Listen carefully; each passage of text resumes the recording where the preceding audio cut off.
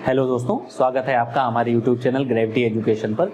Strength of materials पढ़ रहे हैं। उसमें आज का जो हमारा टॉपिक है वो टॉपिक है elongation of a conical bar under its self weight. तो देखिए हमने क्या किया था, हमने जो लास्ट वीडियो था उसमें हमने एक बात देखी थी कि जो प्रिज्मेटिक बार है उसका अपने सेल्फ वेट की वजह से इलॉन्गेशन कितना होता है। उस जैसे ये प्रिज्मेटिक बार है, सपोज यहाँ पर इसका जो वेट था, इसके वेट की वजह से हमने ये माना था, देखा था कि जो इसमें इलॉन्गेशन आ रहा था that elongation was gamma L square upon 2e। अगर आपने ये ना देखा हो तो पिछला वीडियो लेक्चर में जा करके वहां पर आप देख सकते हैं। और ये बड़ी इंपॉर्टेंट कॉन्सेप्ट्स हैं, ये सीधे सीधे एग्जाम में क्वेश्चंस न्यूमेरिकल्स आ जाते हैं। ठीक, तो जैसे ये प्रिज्मेटिक बार का इलॉन्गेशन हमने देखा था, वैसे ही अब हम देखेंगे elongation in a conical bar due to its self weight. तो देखिए यहां पर गामा जो था, गामा वेट डेंसिटी होती थी, सेम हियर यहां भी गामा वेट डेंसिटी होगी। और जो डेल्टा इलॉन्गेशन निकल करके आएगा, net elongation, that elongation will be gamma L square upon 6e। Please इसको याद करिए, मेमोराइज करिए, बहुत इंपॉर्टेंट है। एग्जाम में कभी ना कभी कहीं से भी पूछ लिया जाता है, किसी ऑब्जेक्टिव क्वेश्चन में सीधे हो सकता है पूछ लिया जाए। या हमने एक क्वेश्चन कराया भी था जब कहा था कि डायमेंशन अगर प्रिज्मेटिक बार हो तो उसमें डायमेंशंस बदल दी जाएं, दोनों डायमेंशन सारी डायमेंशंस डबल कर दी जाए, मतलब डायट 2d कर दिया जाए और लेंथ 2l कर दी जाए। तो जो इलॉन्गेशन होगा ड्यू टू सेल्फ वेट उसमें क्या डिफरेंस आएगा, सेम हियर यहां भी कुछ कर सकते हैं। तो this would be delta is equal to gamma L square upon 6e। अब देखिए gamma L square upon 6e आता कैसे है, ये मेन बात है। देखिए एल जो है वो क्या है, इसका जो ये वाला लेंथ है, दिस लेंथ इज L और E is what? E is modulus of elasticity and gamma is what? Gamma जो है वो है वेट डेंसिटी। गामा का जो यूनिट होता है दैट यूनिट इज न्यूटन या वेट पर यूनिट वॉल्यूम, या यहाँ पे हम ये कह सकते हैं न्यूटन पर mm क्यूब। तो कभी कभी क्या है कि जब आपको ये इसका जैसे गामा है तो गामा की यूनिट बड़ी इंपॉर्टेंट हो जाती है। यहाँ पर आपको याद रखना है कि भाई न्यूटन पर mm क्यूब है, तो आपको निश्चित तौर पे आप इसको देख के कह सकते हो कि यार ये पर यूनिट वॉल्यूम में बॉडी के अंदर कितना लोड है, कितना वेट है, that is what defined by gamma, and gamma is what weight density. Clear? तो देखिए आगे बढ़ते हैं। अब देखिए यहां पर एक ये वाला जो पॉइंट है, दिस पॉइंट इज मतलब मान लेते हैं हम जीरो लेंथ है। जैसे जैसे हम यहां बढ़ रहे हैं ऊपर की तरफ, आगे की तरफ, तो हमने कहा कि भैया ये जो लेंथ है that length is x distance पे हमने एक स्ट्रिप मानी, दिस स्ट्रिप इज व्हाट, ये वाली स्ट्रिप है। और देखो ये स्ट्रिप जो है ये रेक्टेंगुलर स्ट्रिप है। मतलब कहने का क्या हुआ कि जैसे सपोज ये एक कोनिकल बार है, अच्छी बात, बट इसमें जो ये वाली जो बहुत इनफाइनाइटेसिमली स्मॉल जो ये है स्ट्रिप, उसकी जो थिकनेस है that thickness is what dx। और ये जो थिकनेस इतनी छोटी है, इतनी कम है कि ये जो सेक्शन यहाँ पे हमको स्लोप दिख रहा है, ये स्लोप ना होकर के एकदम से क्या है रेक्टेंगुलर काइंड ऑफ स्ट्रिप होगी। ये बेसिकली क्या है, it is a kind of integration वाला जो मेथड हम लोग पढ़ते थे, वहां पर भी हम उसके हिसाब से भी देख सकते हैं। ये जो स्ट्रिप है that strip is we can consider that strip as a cylindrical strip, इसको हम मान सकते हैं। अब देखो यहां पर अगर मैं कहूं x डिस्टेंस पे P at xx is equal to कितना हो जाएगा, लोड अगर मैं कहूं x पे कितना हो जाएगा, तो वो हो जाएगा gamma into area, sorry volume, gamma into volume. अरे भैया गामा इज व्हाट, गामा जो है न्यूटन पर mm क्यूब है, मतलब वेट पर यूनिट वॉल्यूम। हमने कह दिया कि ये कितना है, वेट पर यूनिट वॉल्यूम है भाई, न्यूटन पर mm क्यूब, ये वॉल्यूम टोटल वॉल्यूम। हाँ x तक कितना है भाई, वॉल्यूम जितना बॉडी कवर कर रही है कहां तक, इस वाले इसको हम सपोज इसको हम कहते हैं x सेक्शन। यहां पे पहले कर चुके हैं इस तरह का कुछ पिछले वाले में, तो gamma into volume at x आ जाएगा। अब वॉल्यूम देखो, जो आपका कोन होता है, कोन का जो वॉल्यूम होता है वो बता दिया जाए अगर आपको, वो वॉल्यूम ऑफ कोन होता है 1/3 पाई r स्क्वायर l। अगर हमने कहा कि ये वाली जो रेडियस है दैट रेडियस इज आर और लेंथ जो है that length is L, then the volume of the cone is 1/3 pi are square L.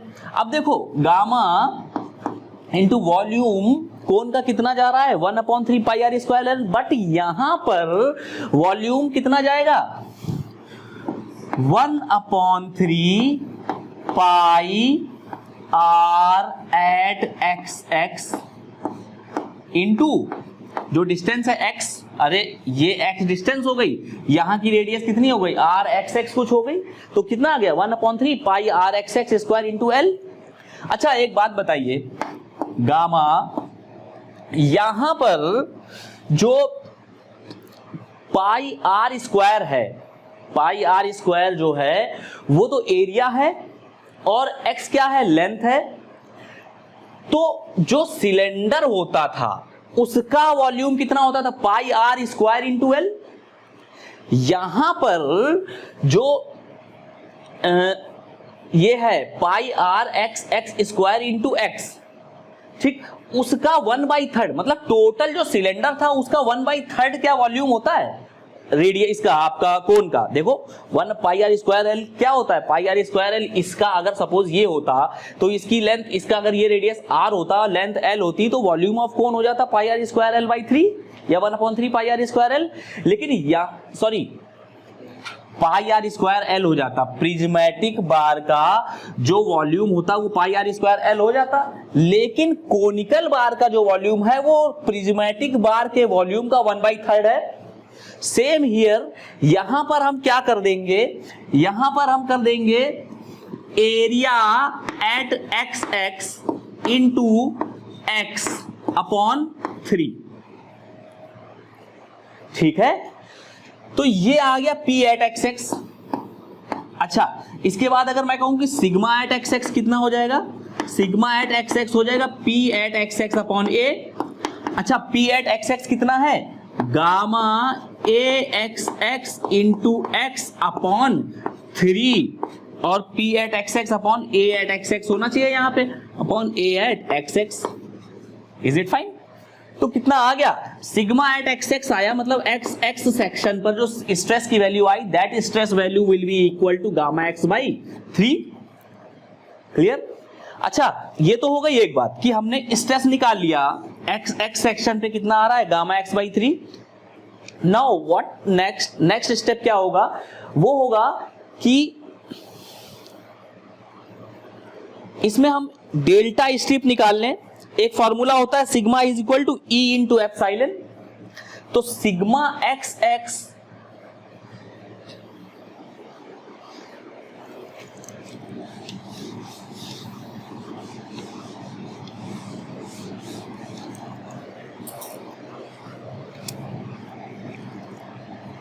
Sigma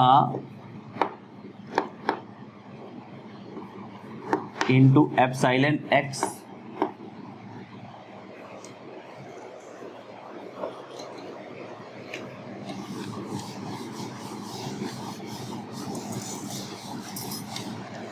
ये फॉर्मूला होता है, हमें हुक्स लॉ से पता है क्या, sigma x x is equal to E into epsilon x x. अच्छा एप्सिलॉन एक्स एक्स अगर हमको निकालना हो तो क्या हो जाएगा sigma x x upon E, तो एप्सिलॉन एक्स एक्स कितना आ गया, एप्सिलॉन एक्स एक्स आ गया हमारा gamma x upon 3e।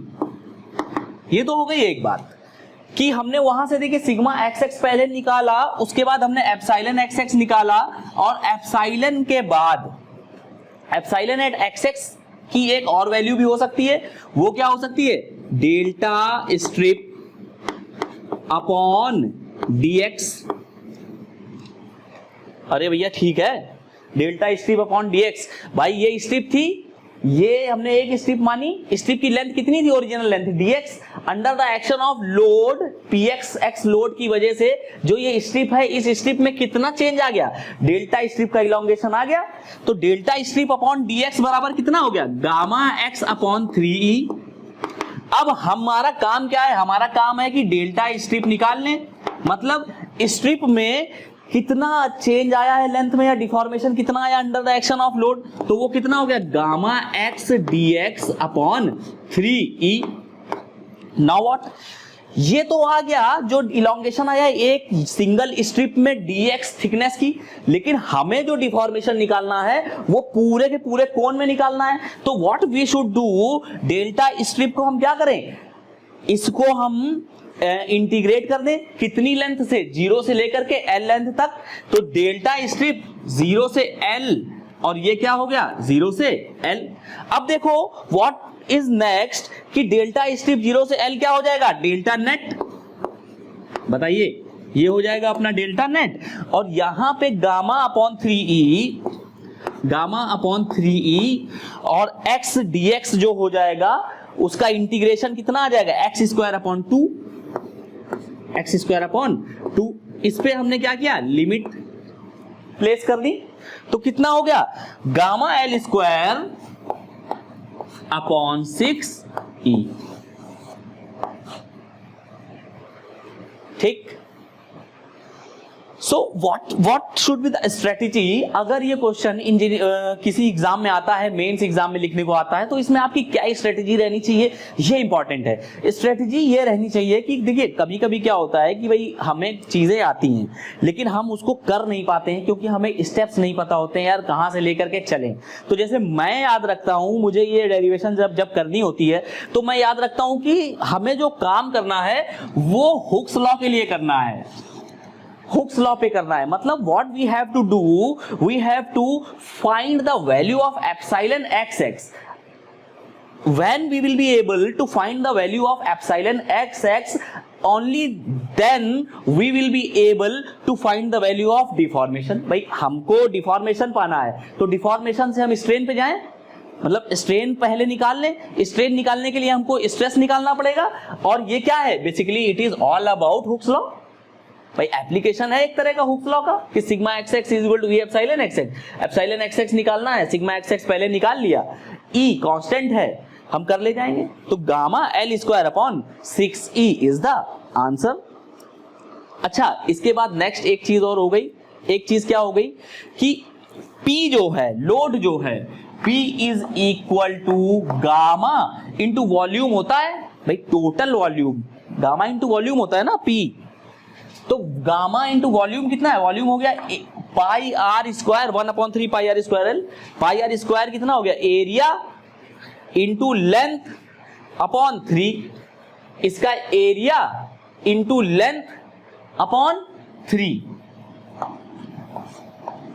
So why we are doing this? In order to get the value of gamma in terms of P। भाई P is what? P is the load। P maximum load है ना यहाँ पे जो लगेगा। यार ये पिछले लेक्चर में भी हम लोग बात कर चुके हैं सेम ऐसे ही प्रिज्मेटिक बार के लिए। तो I think you are understanding all the things. P is equal to gamma L upon 3। तो गामा इज इक्वल टू कितना आ गया, gamma is equal to 3p upon AL। Now what, put the value of gamma in this equation. तो gamma की value जब हम इस equation में रखेंगे तो कितना आने वाला है देखते हैं।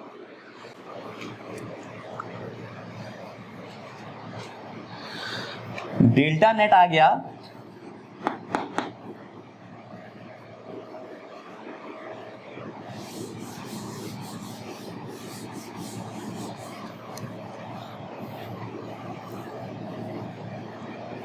Gamma L square upon 6c।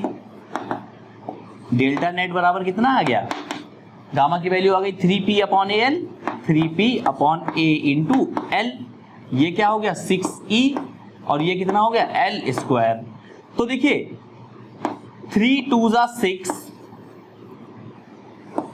L cut गया, कितना आया PL upon 2AE। Deformation will be equal to PL upon 2AE। Now one question I am raising here कि प्रिज्मेटिक बार में जो डिफॉर्मेशन आया था under the action of self weight वो कितना आया था, that was also PL upon 2AE।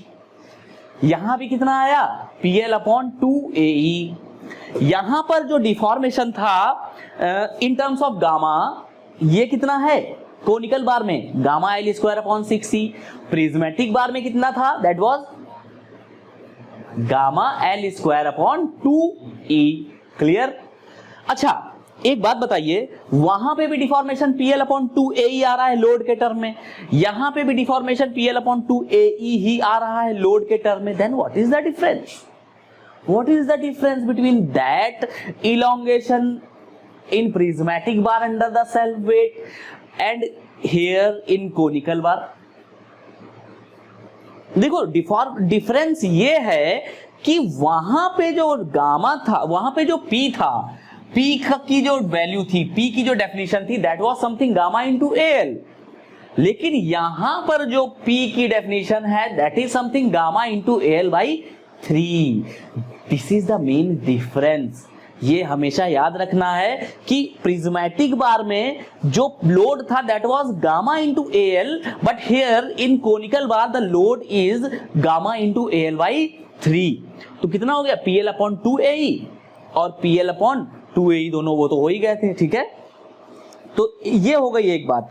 अब अगर मैं आपसे कहूं कि gamma L square upon 6e इसका इलोंगेशन है कोनिकल बार का, प्रिज्मेटिक बार का gamma L square upon 2e है, कितना, gamma L square upon 2e, और इनका कितना है, gamma L square upon 6e।